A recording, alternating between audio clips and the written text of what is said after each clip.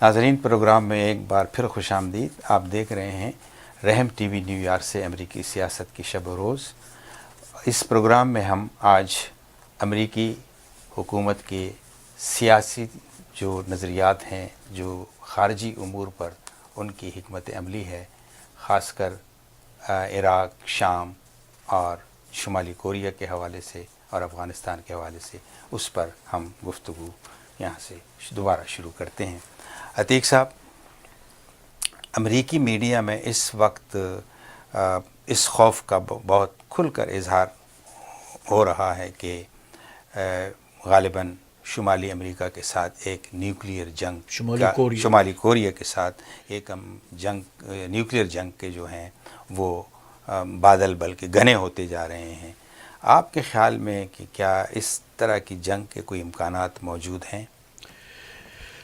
اس قسم کی جنگ کو امریکی ماہرین کی رائے میں رول آؤٹ نہیں کیا جا سکتا۔ اس کے امکانات جو ہیں زیادہ تو نہیں ہیں، لیکن بہرحال موجود ضرور ہے۔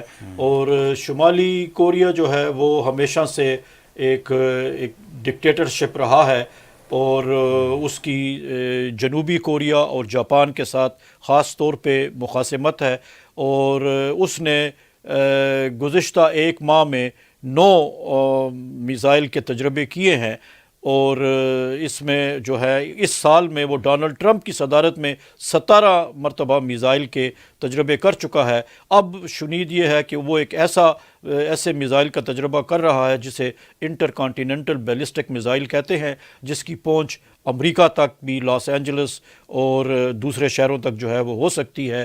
تو امریکی میڈیا پہ آج کل یہ بات زیر بحث ہے کہ کیا شمالی کوریا کو اتنا طاقتور ہونے دیا جائے کہ وہ ایسا انٹر کانٹیننٹل بیلسٹک میزائل بنا لے جس سے کہ جو امریکہ کی شہروں پر جو حملہ کر سکے۔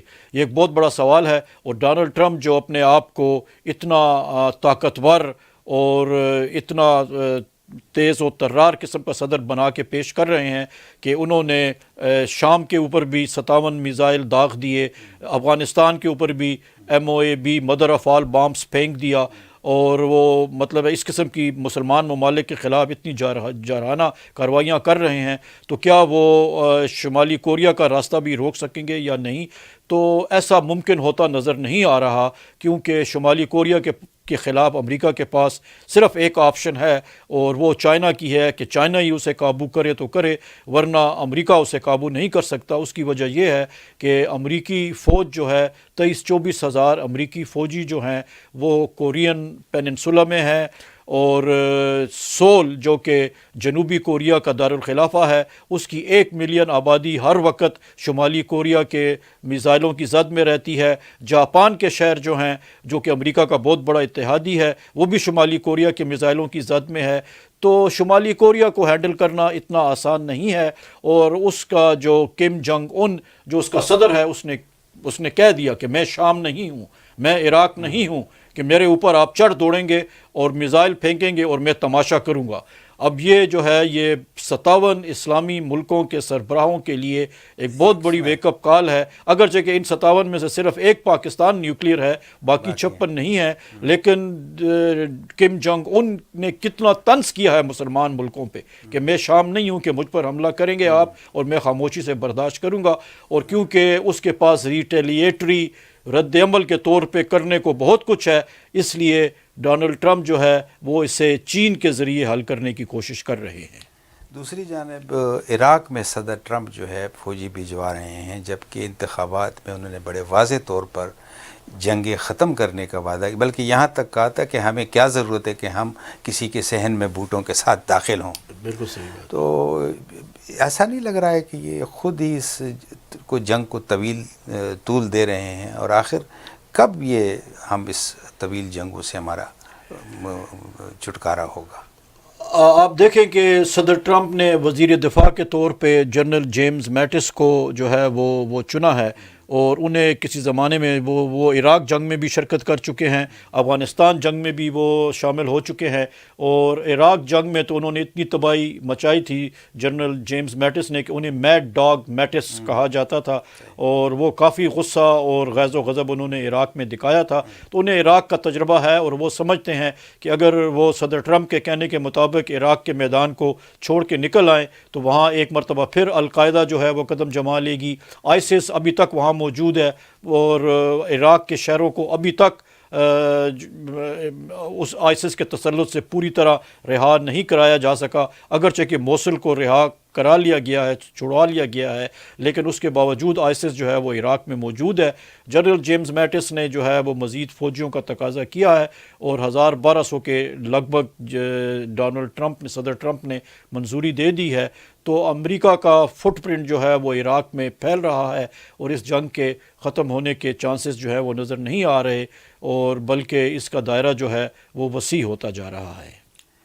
شروع میں صدر ٹرمپ جو تھے وہ شام میں بشار الاسد کی حکومت کو برقرار رکھنے کے حق میں تھے، اس کے خواہاں تھے، لیکن اب وہ اسے ختم کرنا چاہتے ہیں. اس تضاد کی کیا وجہ ہو سکتی ہے اور آخر یہ اچانک تبدیلی کیوں آئی؟ آپ اگر دیکھیں تو شام صدر اوباما کا ایک بہت بڑا مسئلہ تھا، ایک ایسا مسئلہ جسے وہ حل نہیں کر سکے تھے.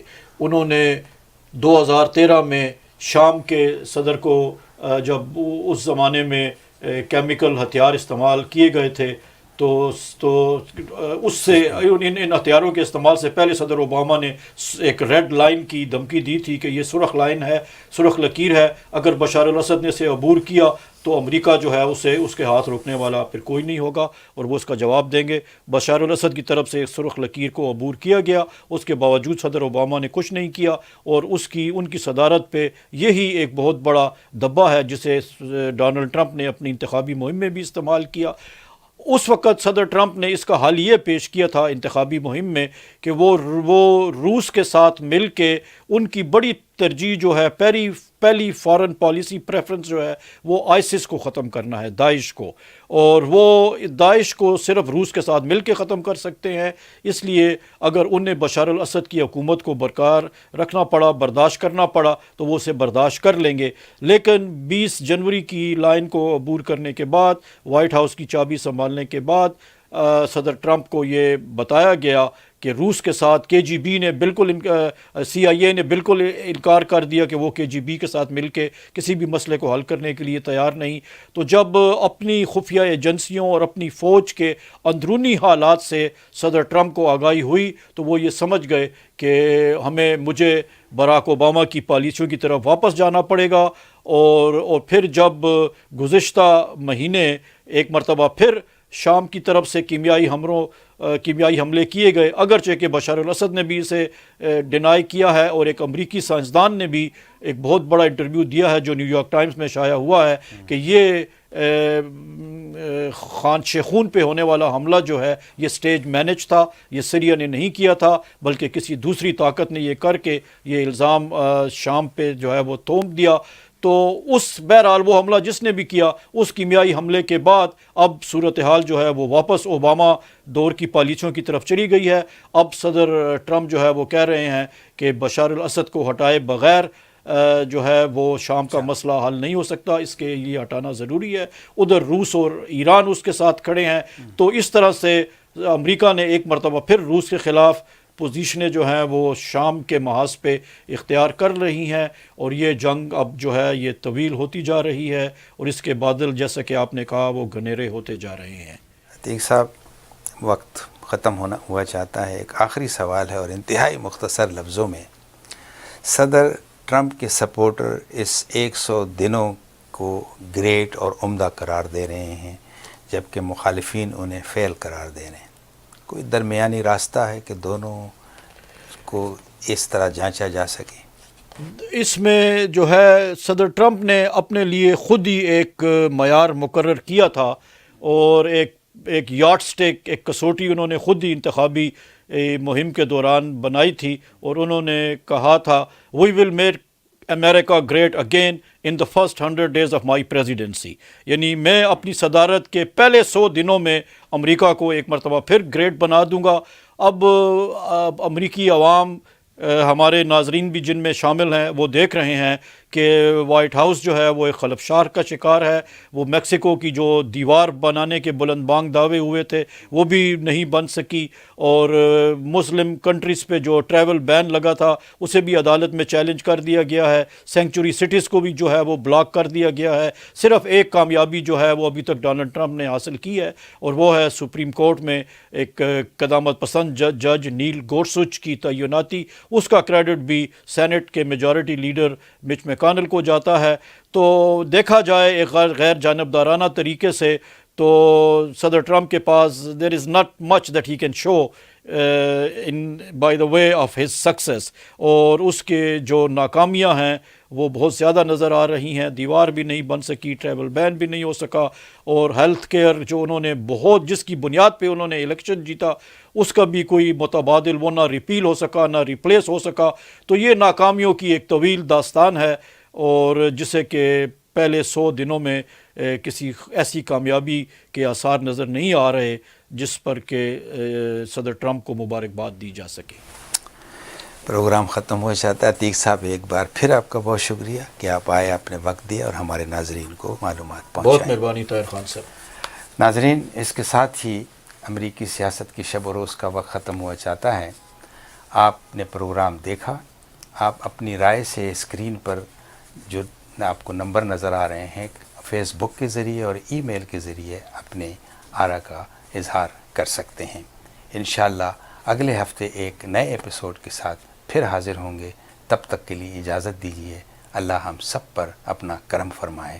اللہ حافظ.